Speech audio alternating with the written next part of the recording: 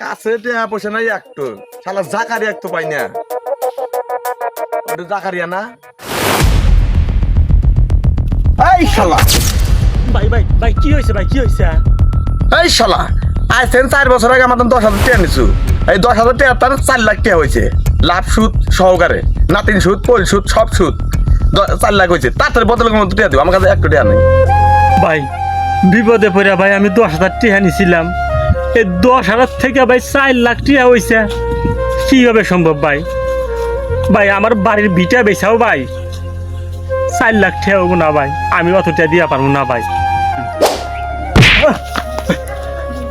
1 মাস time দিয়ে গেলাম, হ্যাঁ। এই 1 মাসের মধ্যে টাকা আমার বাদ দিয়ে আসবো কলেম কোলে। এক মুহূর্তের বিপদে নেওয়া 10,000 টাকার ঋণ আজ তার জীবনের সবচেয়ে বড় বোঝা হয়ে দাঁড়িয়েছে। সুদের বোঝা মানুষকে শুধু ঋণই করে না, কেড়ে নেয় তার শান্তি, সম্মান আর স্বপ্ন।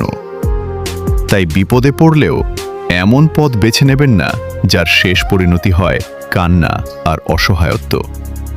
আল্লাহ আমাদের সবাইকে সুদের মতো হারাম কাজ থেকে হেফাজত করুন, আমিন।